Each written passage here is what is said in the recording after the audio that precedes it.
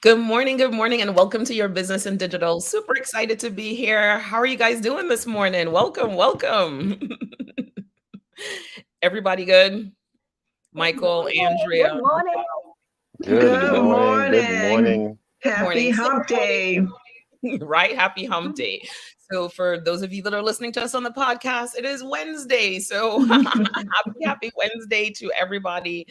Super excited about today's show. It is going to be awesome, awesome, awesome. So, let's kick it to the intro and let's get this party started, guys.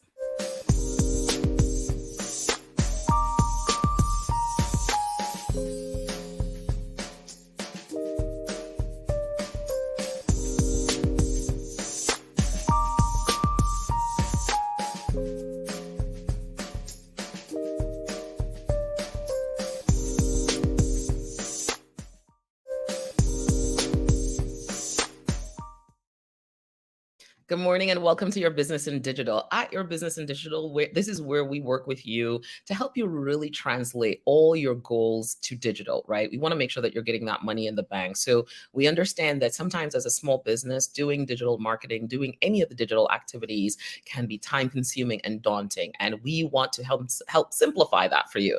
And that's why we have this show. That's why we bring on these amazing co-hosts, Michelle, who does sales and pricing, Michael, who talks about operations, Andrea, who talks about those goals, the finances, and then of course I talk about marketing. So always excited to be here with you guys.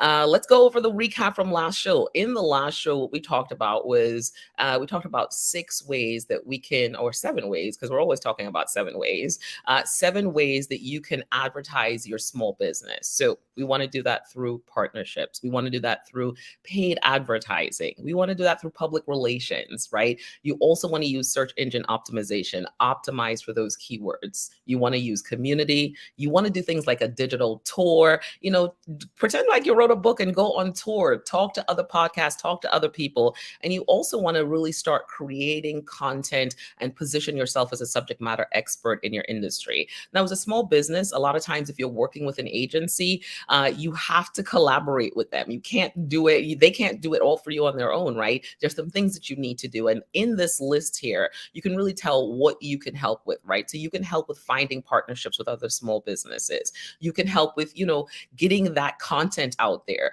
And you should be ready to go on a digital tour. You should be ready to go to talk to other people in your industry that may be, that may actually have an audience that is your target audience. So you should be prepared to do that. It is a collaborative effort, not just the agency. So you have to do your part as well to get the best results. All right. So that's a quick recap of our conversation last Monday. Monday passed by. So hey guys, bringing you guys back. What did you think about the show last week, and any thoughts on the recap? I think it was a nice cap for us to just pull back and talk instead of like we're usually tactic. And this was in a way when we brought this last one in, I think, when telling each of our stories on one component of it, that was more not in real life, but we're here with you and we don't always get it right as well. And we have our own, this is a thing for us as well as we're trying to get into it and move things forward. So I think each component that we put on the table last week, our approach in a different way just showed everyone that you can do it too, that we are not, while we're experts in this space, we've done this and practiced this as well. So we have a lot of live examples, especially in paying and not always making an ROI and having to step back and then figure that out on our own as we're doing it, let the numbers telling the story. So I thought it was a nice refresher and a cap to what we've been doing earlier in the season. Awesome. Yeah, absolutely. I felt that it was very practical as well for persons to be able to grasp that, all is not lost. When you think about advertising for your business, I think sometimes people think it's just one track mind, oh gosh, they immediately think social media and they just think post. But I like that we were able to give them this alternative that here, no, these are these actions, and not all of them are necessarily online, but they are activities that you can do to help, put your business name out there and just get people familiar with your service or product. What Andrea said. Oh my And the only reason I'm holding back a little bit because Monday was so relevant, and we'll see why when we get to the hot topic, which, tomorrow had a ball with me yesterday laughing and that I was so, so into it. So Monday, great setting of the stage, exactly as Andrea said, there are different ways to get visibility for your business. You don't have to just run to paid advertising or just look at one strategy. 7 strategies right in front of you that you can use. Absolutely. And their strategies, as Michelle said, we're using those strategies. Other businesses are using those strategies, and we will get to see that. Wait for the hot topics, guys. It's going to be awesome. Awesome. All right. So we got some things that we need to get out of the way. So connect with us. Okay. Connect with us on YouTube. Follow us on YouTube. Subscribe. Set your notifications up. You definitely want to be aware when the show is up and running. If not, check us out on LinkedIn. We're at LinkedIn at Your Business in Digital. We're also in all the places, or most of the places that podcasts are. So we're on Spotify, we're on Apple, we're on Amazon, and we are on Google. So definitely, if you can't catch us live and podcast is your thing, check us out in one of those places. The numbers are slowly going up. I'm super excited about that. And the other thing we want you to do is we want you to take our quiz. We want you to test the effectiveness of your current online presence, right? So you're doing a lot of marketing activities, you're doing a lot of things for the business. Is it working? Is it not working? So take the quiz. If you are on your computer, scan the QR code. We'll make sure we add the link to the YouTube video. But definitely take the quiz and get a better understanding of where you stack up. Get those baseline numbers, so you can know, hey, what do I need to do for the rest of the year? How do I really achieve my business goals? Where am I? And you kind of get an idea of what's working, what's not working. I think this is really a helpful tool. Take the quiz, take the quiz, take the quiz. Did I say it enough, guys? Take the quiz. One more time. Take the quiz. All right, you should take the quiz. All right, so I did all my call to actions. You did. It's that muscle really kind of making sure when do we do it, shifting the time, do we do it at the very beginning, do we do it after we chatter for a little bit? All those things are things that we are thinking about, and I love to talk about marketing in motion. So this is what we're doing here. A lot of it is marketing in motion. We go back, we look at the analytics, we look at the data, and we make slight changes. I get a little bit retentive, and I'm like, okay, here's this little change, and here's this little change, and here's this little change. But we're having fun. And we see the impact.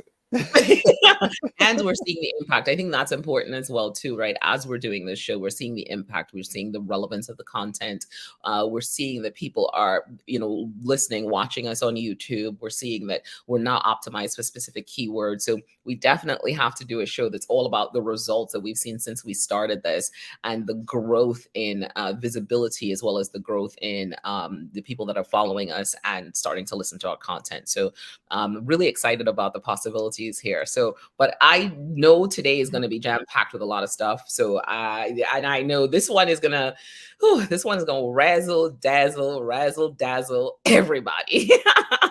So I'm going to kick it over to Michael as we move into our hot topics section this morning. We love a good hot topics. What are we talking about this morning?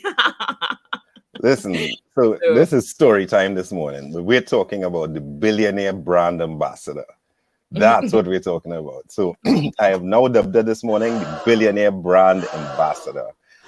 And here's the backstory to this. So the Met Gala was this week. I was like, what's going on with that? The Met Gala was this week, and the algorithm absolutely works. So I'm on TikTok. All of a sudden, my entire feed turns to Met Gala. But guess what? The only other thing that's showing up in between Met Gala is what? Fenty Beauty, right? So I found that this was such a good case study in terms of what we discussed right on Monday. It talked about partnership. So Fenty is partnered with LVMH, Louis Vuitton, Moet Hennessy, right? So that's a 50-50 split. And the numbers haven't dropped yet, but coming up in between my feed on Monday, while at Met Gala, that whole drama was playing out, you're getting clips of Rihanna doing her makeup in her car, right? And we know that she probably has a makeup team, but she is doing it. Fenty is absolutely, like, in my mind, a brand showing up, the visibility. She doesn't need to be doing these things, but every time she does, it takes a bump. And what I wanted to highlight is going back to Super Bowl and some of the numbers that you can find on Forbes as well. Just for blotting with one of our products, and that was a 3-second clip, earned Fenty 5.6 million. Now, all I'm bringing home here is that we talk about showing up for your brand all the time, especially if you're in that e-commerce space and doing impromptu live. She showed up at a, yeah, oh, I love it. I love it. Yeah, let it play. Let it play. She showed up at an impromptu live, you know, at Ultra Beauty. All of these things, we tell small businesses, this is the way you can show up. This is where you can be present for your brand. And every time she does it, there's a balloon in sales. Searches for Fenty products went up 883%. Searches for is Fenty safe during pregnancy went up 333%. So we can see the direct correlations between these activities and sales, straight to the bottom line. So I think if there's a sound effect there tomorrow, let's get a round of applause, because this is the billionaire brand ambassador we can learn from. You don't need to be a celebrity. You don't need to be a celebrity. You don't need to be shaking or dancing on TikTok, but showing up for your brand makes an absolute difference. My caveat was, just to compare it, have you ever seen Elon Musk? And if you have, drop it in the comments. Have you ever seen Elon Musk, show up to an event in a Tesla?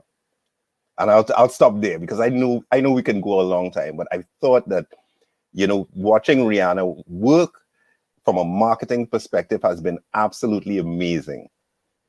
What do you think? And I don't have any products. And she's doing it. And if you all haven't seen, she's doing it on all fronts.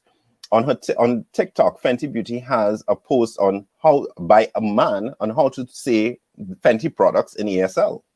Right? Mm-hmm. So she's covering all the bases. She's being inclusive. She's showing up for the brand, and it's showing in the bottom line. So when we tell you this is what you can push your brand forward, absolutely believe it. Because here's somebody who's at the top tier, absolutely doesn't need to be doing it herself, but shows up every single time. As I told Tamara yesterday, when you invite Rihanna to an event, you're inviting Rihanna, maybe ASAP, and Fenty. So that's the 4 invites you need to send out.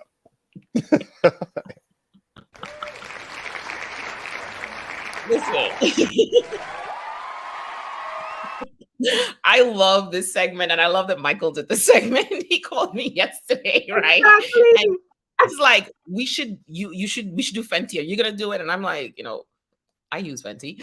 But I was like, why is he so excited? First of all, he started off by saying the Met Gala. I was just like, what the Met Gala? And that's the thing, I don't. And you watched the algorithm, and he just started getting really, really excited. And I was just like, you should do this hot topic. And it's just one of those things where I think you're right. The conversation we had on Monday about partnerships, right? About really showing up for your brand. She does not have to do this at this point. They actually have a marketing agency that they work with as well, too, right? So they're working with a marketing agency. They're doing digital marketing. They're doing all the things, the retargeting, great website, all the things. But here Rihanna is showing up consistently for her brand, and being in that space where she's the expert using her product. I mean, it was $1 million in 2 minutes. Oh my God. Almost 6 in 3 seconds. And within an hour of it being posted, right? So that's the kind of reaction it's having. Even when she's showing up live, those impromptu live, she showed up at one store, and she's really building that connection with her customer base. As soon as she launched Ultra Beauty. Now we gonna run out of space. There we go. Cat situation. I'm digging it. Talk about billionaire brand ambassadorship. Yeah. I would love to see the sales forecasting. So it's like, okay, there's the regular sales forecasting from, paid advertising, the website, all of that. And there's probably a layer, okay, how many events is Rihanna going to? And each time, let's, up the figure by maybe 300%. Wait. Listen, I just love that Michael did it. I'm still shocked. I was like, oh, Michael, know all of this? No. But yeah, I'm really shocked that Michael did. I love it. I love it. Michael, adds a level of depth to their projections, because they now could add this additional layer of, well, what if Rihanna did this, and they could actually see money coming in from her, literally her going out there, and I love that part of it. That is a whole stream by itself, right? And you can't control, because you can schedule when she does it, but yeah, showing up, it clearly pays dividends. Clearly, it was the intention on the simplest things for her that are just amazing. I was wondering if something was happening, because I'm on her email list and her text list. So I was getting texts for Strategist Fenty as well as the Met Gala was going on. And then this morning, I ended up, when I was on TikTok, guess what was in my feed as well?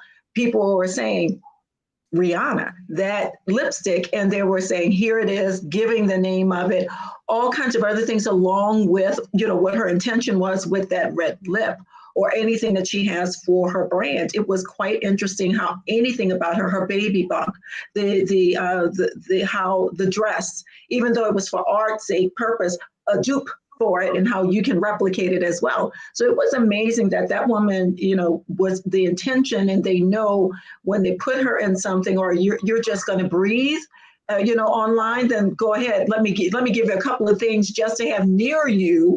It could be way in the background as well, but we're going to make sure that it's going to explode exponentially. And you're right, Michael. I'm sure that they have even killed their stretch forecast. There's no way they're just, below budget at this, but their forecasts, they're way beyond the stretch at this stage. Yeah. Hashtag stretch goal. So we have a comment. Ayana is saying that she's not surprised her daughter and her both use Fenty products. We both love the brand, represents, and the products are amazing. And, Mike and I talked about that, right? So this is a across the board brand. This is there's no age, right? Ayana's daughter is 17. I won't tell you Ayana's age, just know that I'm younger than her. That's my niece, guys. I'm just joking. So it really, everyone's kind of using the product, and it's unisex, right? So the skincare line is also a unisex product. So there are a lot of things that we talked about, the inclusivity. So it's really, this is one of those things where sometimes, you hear people say, is it for everybody? And you're kind of like, it can't be, your product can't be for everyone. And you're like, all of a sudden you're like, is it for everybody? I'm like, almost. It's almost for everybody. Ayana thought this was funny, so laughing emojis in the comments. But yeah, it might be for everyone, but well, maybe not for everyone per se, but definitely she understands the audience, and she's really made it super broad. So there's a wide range of that target. So we really love that. And showing up very organically as well, right? So, one, for Fenty Beauty to show up while Met Gala took over the algorithm on TikTok, they had to be doing some SEO. So that's important. And I want to just bring that point home. We know a lot of these celebrities have brands, they have products. And yet throughout the whole Met Gala, the only products that were coming up were Fenty. Yeah. So let's think about it, right? So was there some advertising behind the scenes that was happening? It was probably the entire approach, some SEO, some advertising, some organic. So it's just like, let's make it all work all at once, because we kind of understand how to dominate a space. And that's what it is. It's doing everything all at once.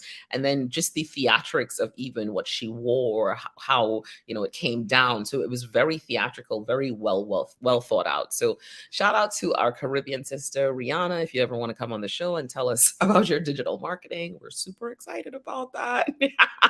We're from Trinidad, but we love Barbados. Of course. Hashtag Rihanna. Hashtag billionaire brand ambassador. Definitely tagging this. All right, so let's stop fan. Well, we saw that Michael is a fan, so we love that. We love that. Love that. All right, so we had a lot of fun. So we're moving on to, what we're moving on to, guys. We are moving on to our one of our favorite segments. We'll be on the likes. Didn't that work? So go beyond the likes is where we take you beyond those likes and follows to really true digital marketing, understanding results, understanding those success stories. It's our segment where we want you to think about that digital marketing in a deeper way, right? Because you have to you can't just scratch the surface of it with the numbers, with anything. But today, what we have is we love when we have a small business owner here. And today we have a small business owner here with us. Dana Hayes-Burke is here with us, and she's going to talk to us about small business success in the digital age, right? We love the voice of the business owner because it gives us so much perspective on what is going on. So bringing hold on a second. Do I need a drum roll? I'm going to bring Dana to the stage. Da, da, da, da, da. I don't have a drum roll in here. Hold on, but we got some applause. Dana, welcome this morning. How are you this morning? I am well. How are you? Thank you so much for having me. 100%. So of course we needed to have you. You are always in our comments. We love that. Your comments are always spot on. So we love that. So Dana, please introduce yourself and tell the people who you are. Okay. Hi, everyone who's looking online, whether you're listening on the podcast. My name is Dana Hayes-Burke. I'm also known as the Vision Builder. I am a vision strategist, business coach, and international speaker. And I help entrepreneurs and business owners in the Caribbean and in the Caribbean diaspora to refine their business model so that they can pay themselves more, grow their business, and finally live their ideal life design. Very happy to be here. Oh, so Andrea, I had to have you on the stage first because this is your people's. These are my people. I'm sure, yes. So Andrea, talk a little bit about how you guys work together. And, I'm going to kick the first question over to you, of course. Go for it. So Dana and I work together. I think we found each other online. Then we started to communicate. And then I think you asked me to be on your show, your podcast. And from there, I think we realized that we clicked. I loved our conversation. I loved that you were able to have a CEO type conversation, and I was able to have a CFO type conversation. I think that's the name of your show, right? The CEO conversation. Yeah. And I love that we were able to do that, to be able to say, okay, let's have the two heads of business talking about that. And from there, we migrated to an actual workshop, which we're so very proud of. I'm so very proud of it. We successfully had this workshop last month and a month before, and it was really good. We got great feedback, and we're looking to do it again here in Trinidad. So plug for that. Look out for that, guys. We're gonna have the workshop again. But now we work together and we just gel with each other in terms of the two types of businesses really work well. And that's our story. Well, I love a good story. You know what I mean? That's amazing. And it comes back to what we talked about on Monday, right? Those partnerships, right? How are those partnerships happening? So Andrea, you know what? I'm going to kick the first question over to you because we want to hear a lot from Dana. So go for it. All right. So one of my questions that I had was, so you've been you've been doing this for a while. So tell me, what is the best money you've ever spent on a digital tool, service, or product?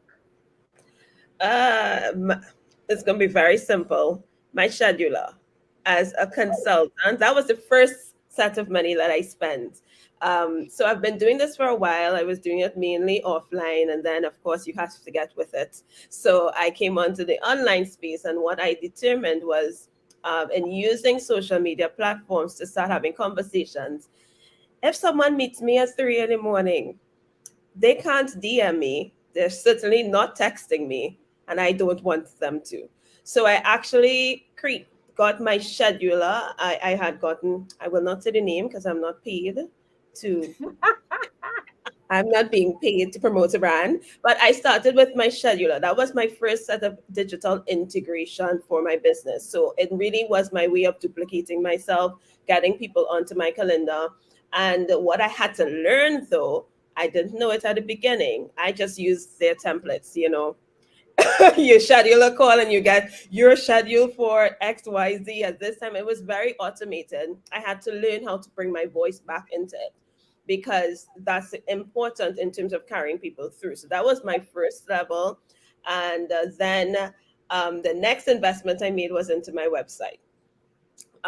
So I'm really, as a strategist, I keep it very simple because that's the only way I can assess as I go along. So I would say it's my scheduler first. Once I was aware that people were coming into the content that I was putting out and scheduling calls, I then needed to create another space that what I call my verification space, which was my website. Ooh, I love that you called it your verification space. It sounds so official.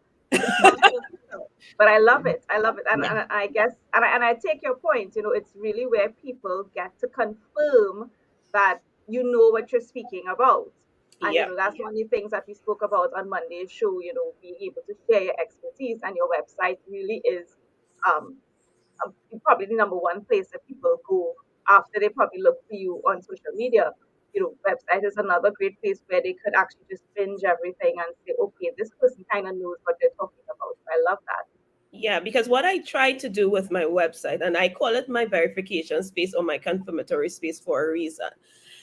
In the Caribbean, we had this mindset relating to websites that it was almost like a museum.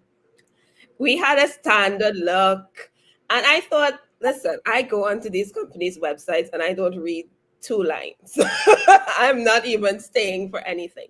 So what I've done over time, and this has been honed over a few years, is ensuring that how my information is presented. If you migrate from one of my social media platforms over to my website, it encourages you to read. It builds my authority very quickly. It's very much an extension of my personality, particularly my personal website. I needed that to happen. So my website now is the space where, unlike social media platforms where everything goes out of order, I now have a journey that's on my website that people can go through. So even my homepage, it's very conversational. It's incredibly conversational. I remember doing an interview once and she said, I read your homepage and I was like, this is Trinidad, guys. This is real vibes. I'm local TV station in Trinidad. She's like, it's real vibes. And that's what I wanted. I didn't want to have a top down, yes, I'm an expert, but I want you to feel as though you're speaking to a real human while you are going through my website. And that has worked well for me. That is, I'm sorry, we needed a sound effect there. We needed a sound effect there. Like, that is so, she's coming with one. She can't find it. Absolutely. That one.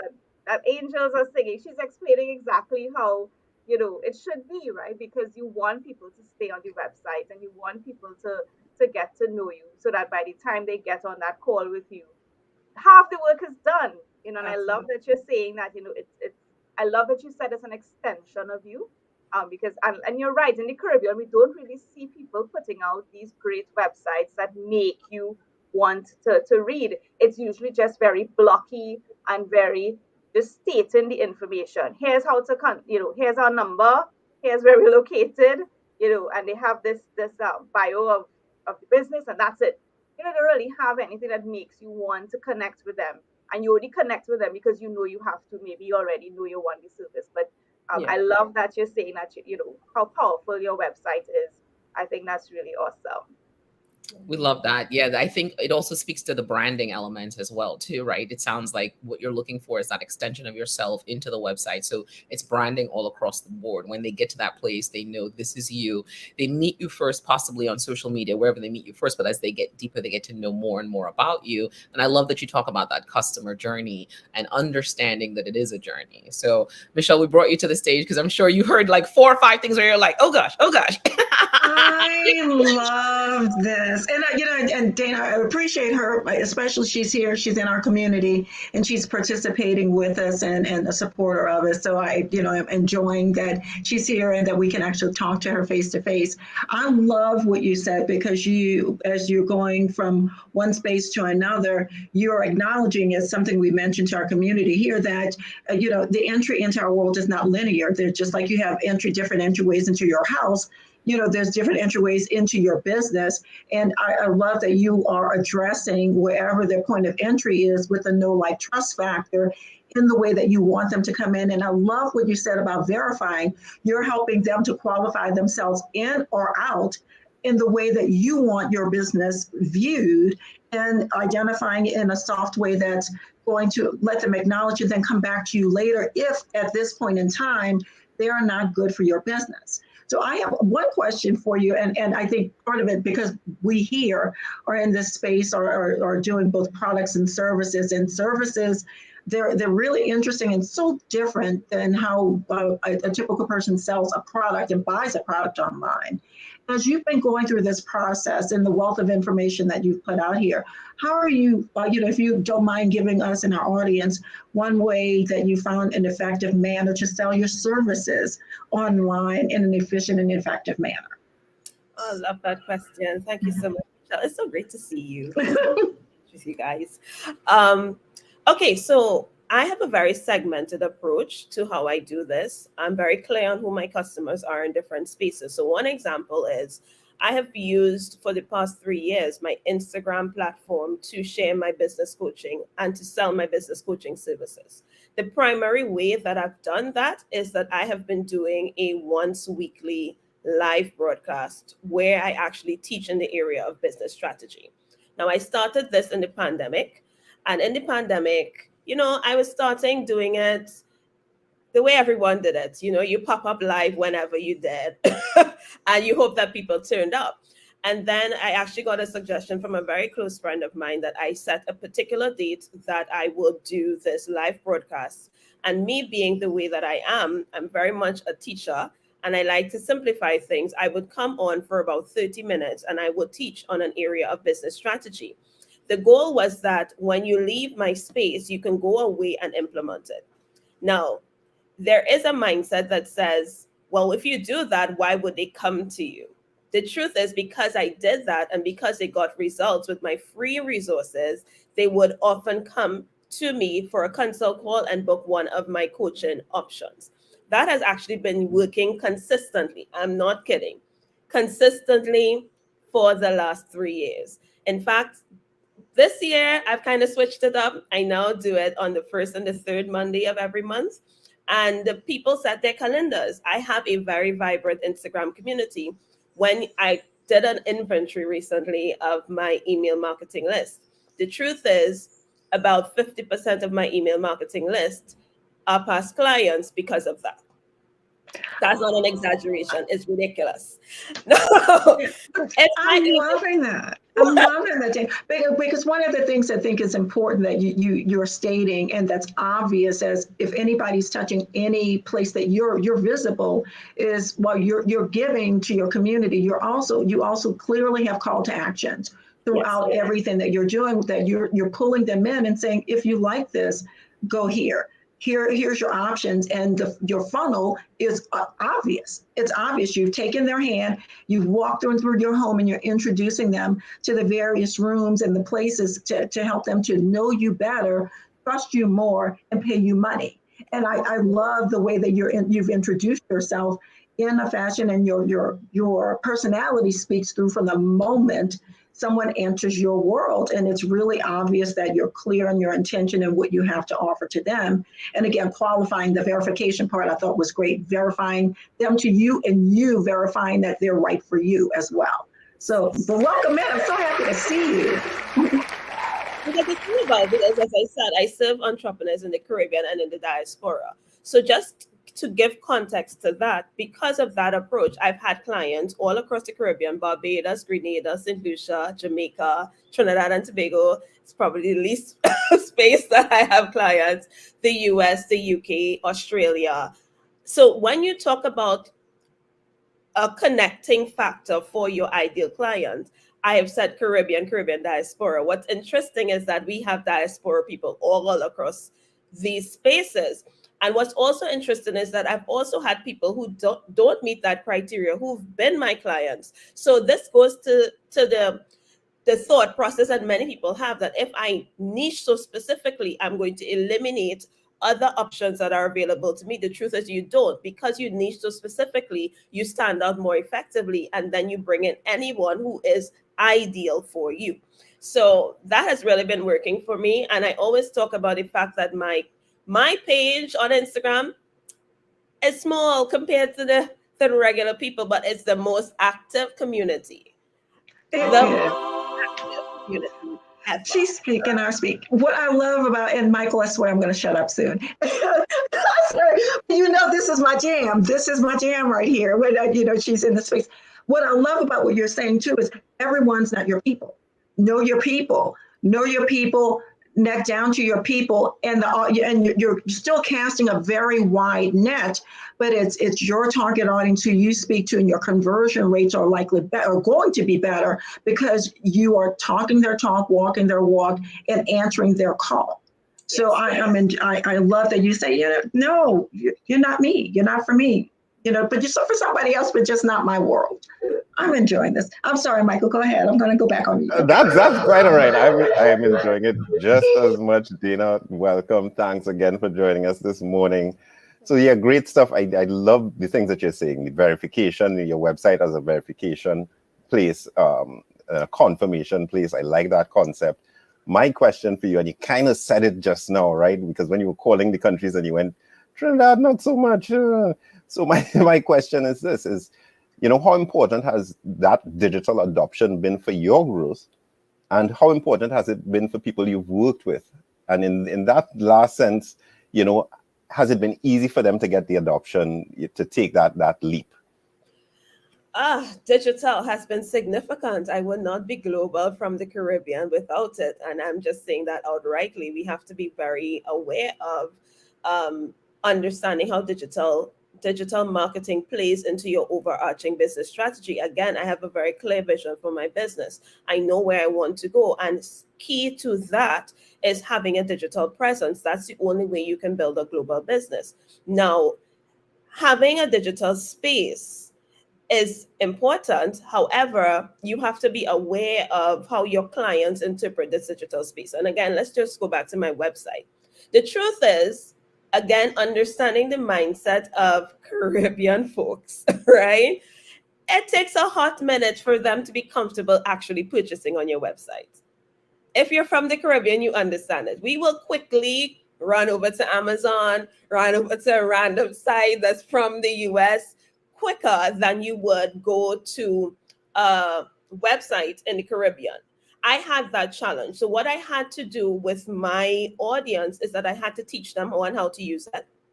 I had to build a little bit of trust with regards to safety, security on my website. So when my website was built, and I must say, just to myself, I built my website myself.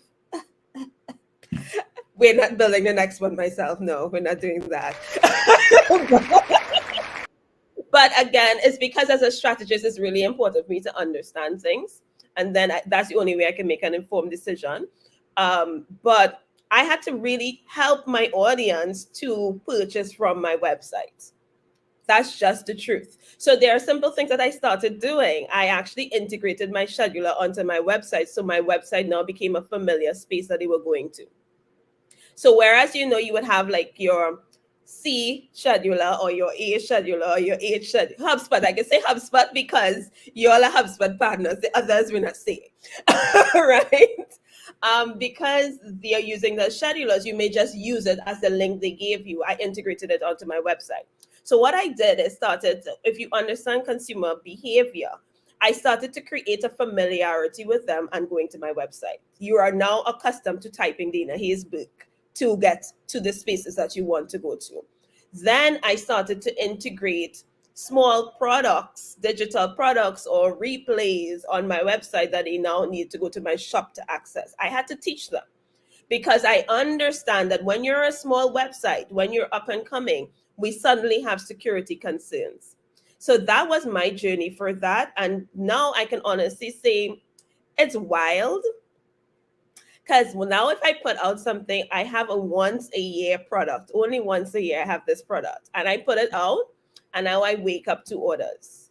That was not happening the first time because They didn't like going on the website. They wanted to send me DMs. They wanted to bank transfers, all sorts of cutesy things.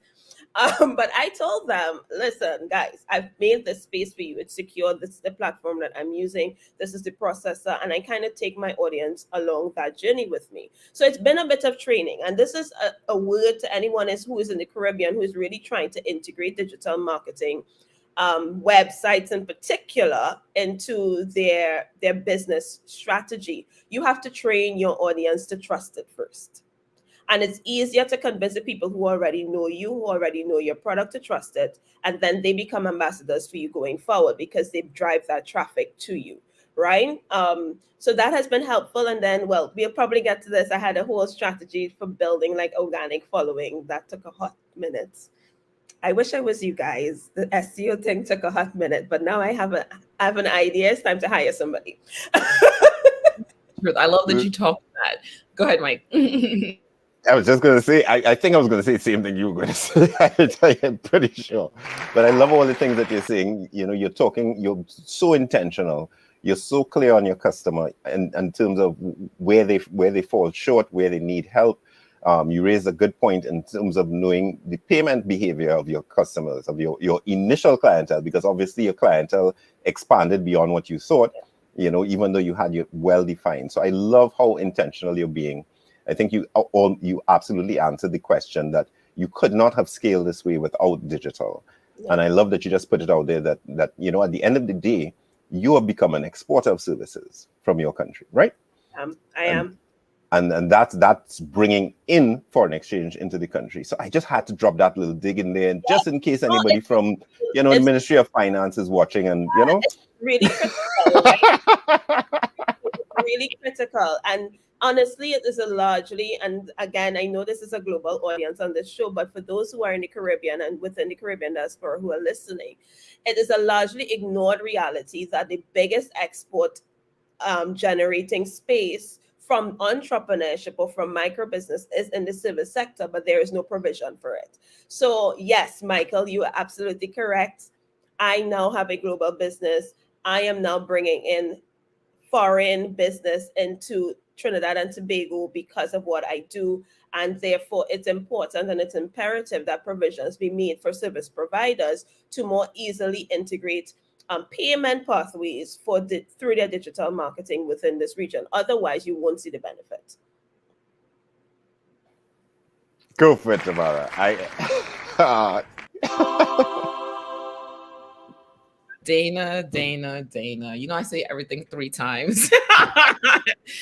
Oh, Dana, I don't even know what to tell you, what to ask you. I'm just like, oh, girl, you are such a digital marketer. And I love that. There are a few things that are standing out for me. The fact that you're saying, hey, I had to learn all this stuff. And now when you start working with someone and paying someone to do this, you completely understand what needs to happen, how you as the owner plays into, here's how this collaboration works with a digital marketing agency. Here are the things I need to understand. Here are the things I need to ask. I'm sure you're aware of your keywords. You're aware of that target audience. You understand them so well. And you know, just like Google taught us new behavior of search, so too can you teach your customers new behavior. And it takes time, right? So the fact that you are, oh, Dana.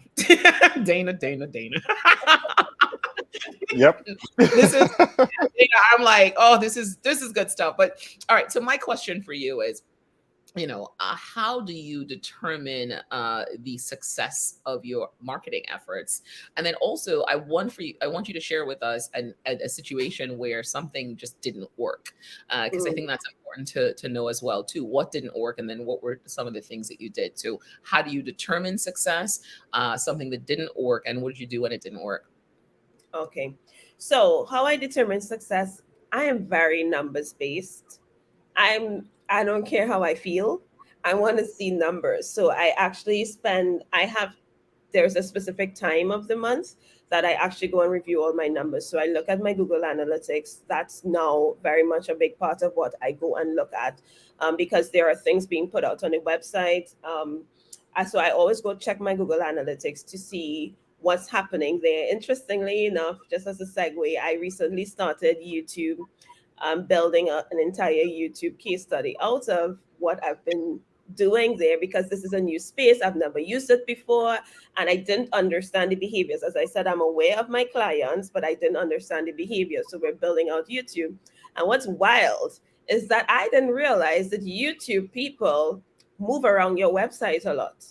Like they're checking 5, 6 pages on my website. I recently discovered that, and I was like, okay, information. So Google is one of those spaces that I use.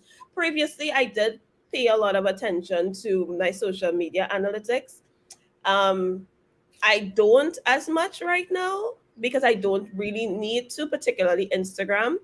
I'm now using LinkedIn for a very specific thing. So for that, I honestly haven't created a process to really assess LinkedIn. I do understand who I'm speaking to on LinkedIn. My audience is different, and I'm seeing results, but I haven't put it in a more formalized way just yet. And I also pay attention, like I go over my email marketing, what's coming in there, and the behaviors there as well, because email marketing is something for me that I like the concept of, but I don't like vanity statistics. And what that means is I don't care to have a 10,000 list and one. Yeah, that is not a thing for me. So that leads me now into what didn't work. Understanding the types of freebies that are not ideal for me. I have come to realize that when it comes to certain types of businesses, at least in my space, coaching and consulting, some freebies just don't work. You don't bring in the right kind of people. So they occupy your space, but they're not ever going to turn into a client that pays or buys or opens the email when they've gotten the freebie. So I remember one time, most recently, the thing that didn't work as well as I wanted it to work is that about 2 years ago, I did this online, because online email courses was a thing. And I had this thing out there and people were not picking up on it. People were not picking up. It's amazing, granted. Yes, the value is there. The content is fantastic. I know that if they were to pick it up, it would work, but it didn't. And that got me right back to my original design. Who are your clients? What do they like? What is the best way to reach out to them? So this year I actually changed it. And I realized, okay, humans don't like to read. They are not going to open the email every single day to get the content. So what are you going to do? I decided that I'm now going to do a short mini training, because I'm good at that, where in 5 minutes you have all the points you need to have to go and action something. So it's almost like the design of my Instagram lives, but now on a training that's a lead generation tool. And what I did as well is I removed the double opt-in. So I spoke to my email person. I said, as soon as they come in, send them to the video, because I was so clear on the copy that would have been advertising it to them. I knew that anyone who selected it, they basically self-identified that this was for me. So I'm not concerned that they're not the right audience. I also looked at where I was promoting the freebie. So I literally went into spaces that already had my audience. I went where they were. I didn't look for them to find me. So it was all of this working together. And that actually worked out perfectly, because they signed up. I can see on my YouTube that they looked at the video. I can also see on the YouTube that they kept coming back, because they are the only ones who can see it. So if the numbers keep jumping up, it means that they keep coming back. So those are the kinds of things, like in my mind, that's how I process whether something is working or not. From there, what is their next action? What have they been doing? Have they been opening my emails? Have they booked a consultation call? Yes, they have. Have they come on to a product? Yes, they have. I don't need 10 people to do that, because I have a higher end product. I just need 2 or 3 people to do that. And that just bumped my income projections for this month. So those are the things that I keep in mind. So as a business owner, I don't want to talk too long. As a business owner, this is where you have to migrate out of this entrepreneur hustle mode and start slowing down, paying attention to what your details are telling you, and adjust. Leverage what is already working. Stop reinventing the wheel. So goodbye course, we're going to find somewhere to sell you, and hello, short mini training. And that has worked. So you have to understand your audience. You also have to understand that I am dealing with entrepreneurs and business owners who've been in business 3 years and onwards, right? That's who I help to scale. They're busy. They don't have time to check my email, to read an ebook, to do all of that. So I have to design it in a way that works for them. And so those are some examples.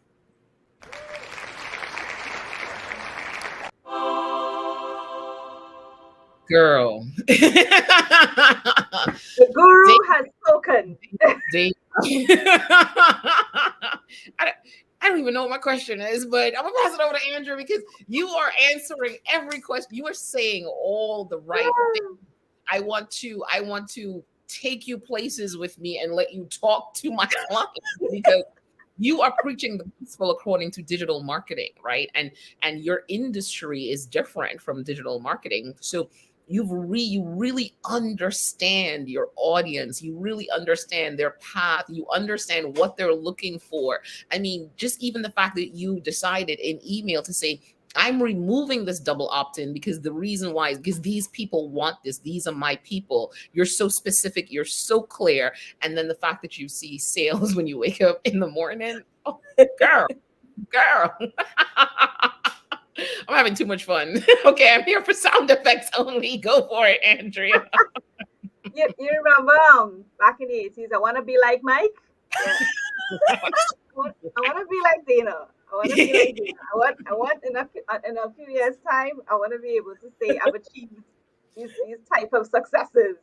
But I mean, the story is just really amazing, and I'm really loving all the insight that you're giving to business owners. I mean, this is not even a teaching show today. This is just supposed to be you sharing your journey. And I think a lot of business owners are getting a lot of valuable info. And I think that's amazing.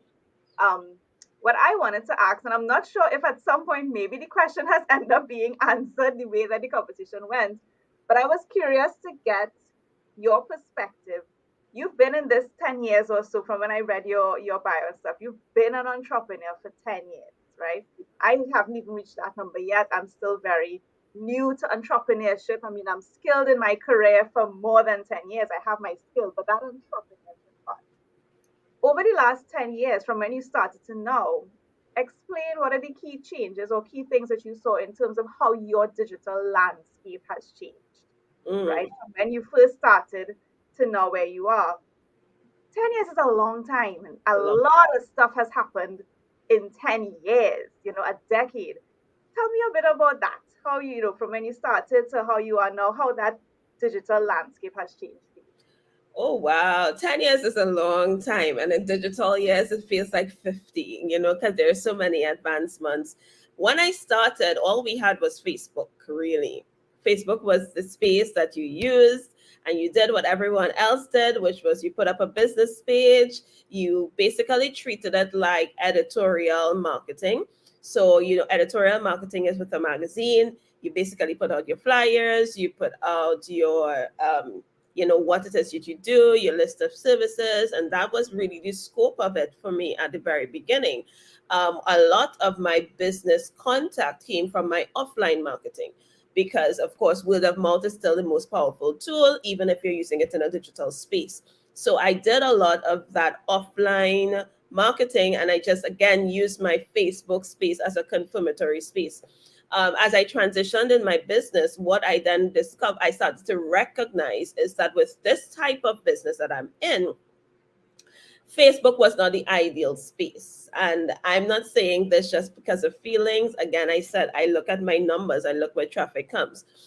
When you look at Facebook, at least present day, for my type of business, the bounce rate when someone visits your website on Facebook is incredibly high for service-based businesses. So what I had to do, as I started on Facebook, I continued for a long time with just a lot more offline marketing than online marketing. And then I decided at some point, I recognized this, and global cannot happen on the streets of Trinidad. Let's be clear: vision, strategy, goal. So if the vision is to go global, yes, you have been doing this strategic consulting for companies locally, but my friend, if you want to go global, you cannot do it beating the pavements of Trinidad. So that's when I decided to come online. Now, coming online is where I started to now pay more specific attention to where my clients are for certain things. And this is where my first inclination that Facebook was not the ideal space came. Because again, I was doing the teaching. Again, I was putting out the information and you were getting the likes. Oh, vibes. Everybody's liking, oh, you're doing amazing. And nobody was booking anything. So I said, okay, let's reconfigure this. Persons were talking about Facebook groups. Again, I was very clear about where I am and what I wanted my business operations to look like. And Homegirl did not have time to be managing a Facebook group. I tried it once and I said, not for me. So I said, what can I then do to create this community, but not have to do this Facebook group, this exclusivity? And that was my agenda when I came over to Instagram. I said, you know what I'm going to do? I am going to turn my Instagram page into a group. Basically, we're going to have an Instagram page, but people are going to feel such a sense of belongingness to this space. They will keep on turning up here. And that was my agenda with Instagram. Instagram is a space where I get my business coaching clients. I'm very clear. That's my ideal client there. That's my business coaching space. Then eventually over the 10 years, because I'm not like Tamara. I can't do more than one at a time. I had to do this thing one step at a time, get there. I then moved over to LinkedIn because LinkedIn was now where I was going to get back on my consultancy and speaking. So if you look for me in certain spaces, there is a universality in that it's me, but there are very distinct audiences that I speak to in both spaces. And so therefore they come in at different parts of the funnel for different services. So all of my services are high end, but then some are high end. So LinkedIn is where there are certain things like my speaking, my consulting, my corporate training comes really from my LinkedIn. My Instagram, I don't bombard them with that. I deal with their problems of running their business. And every now and again, they're like, hey, I spoke here. And, sometimes I get speaking jobs from there, but not really. On my LinkedIn, I know who my audience is. It's my speaker bookers, it's my corporate clients. They are there. And that's where I get those jobs from. So I'm very clear on that. That was literally me taking my offline strategy and bringing it online because I had the same approach. I didn't send small business owners training proposals, and I didn't send companies coaching proposals for small business. I had a very clear approach for both areas offline. So I do the same thing online. An important caveat is that I did not stop offline either. I'm just more targeted, more focused about my offline approach. And again, I use my digital spaces as confirmatory spaces. So when you meet me offline and you're like, oh, she's amazing. And then you go on to my online, you're like, really, she is amazing. And then you're like, come work with me. That's basically. Yes, that's my 10 years, Andrea. That's the 10 years. That's the 10 years. Wow. I just love how you've moved through the different platforms and being very specific about who is what's on the platform and who you're speaking to on the platform, because that's something I am struggling with as well. Who am I really speaking to on these different platforms, trying to figure out, who is this ideal person that I need to be speaking to and where can they be found? Because you're right, if you're in a space where a certain person is and you're not speaking their language, they're going to leave, and the way that this landscape has changed, there's an app for that. There's an app for everybody.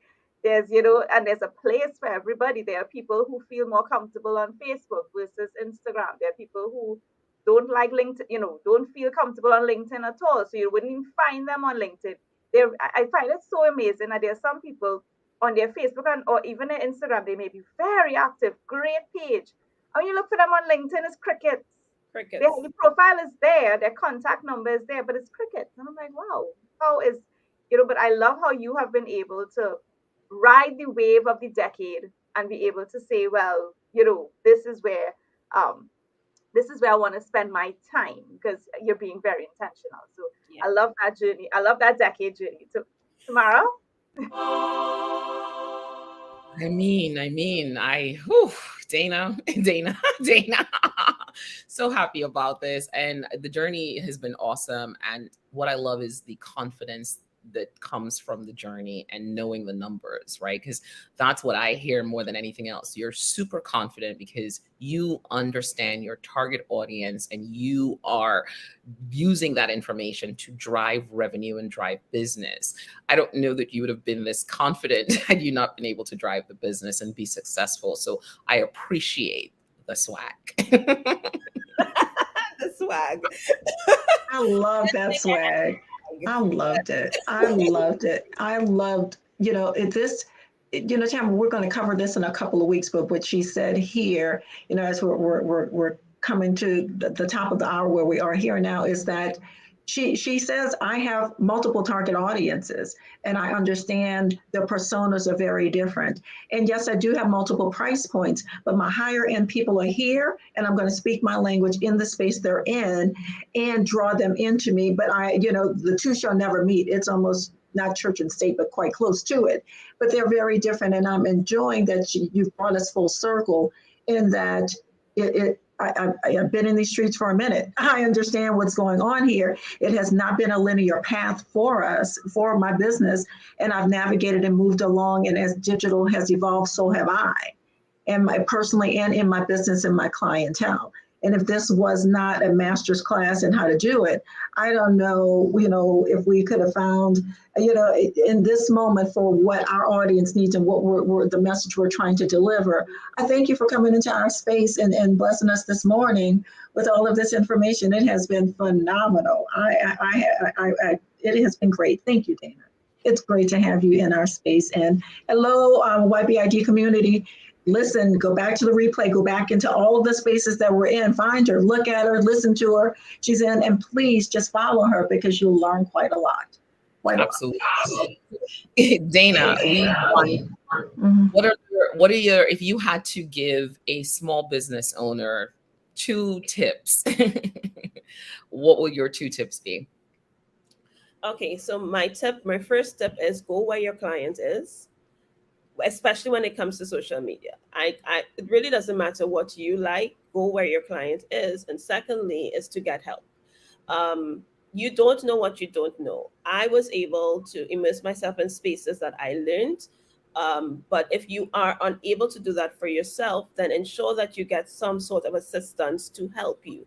Either get assistance to help you understand what you're building, but if you're clear on what you're building, get assistance to help you to get the impact that you're looking for so you can funnel your right clients in. So those are my 2 bits of advice. Go where your clients are, especially on social media. Go where they are, not where you like. And secondly, get help if you need it. There is no benefit to you struggling alone. Dana, this was awesome this morning. You are just so dynamic. I love everything you had to say. I felt like you were teaching a digital marketing class, and I love that. So kudos to you. You sure can teach a digital marketing strategy class. We really appreciate that. And, tell people where they can connect with you. We got your website up here. Tell people how where they can connect with you.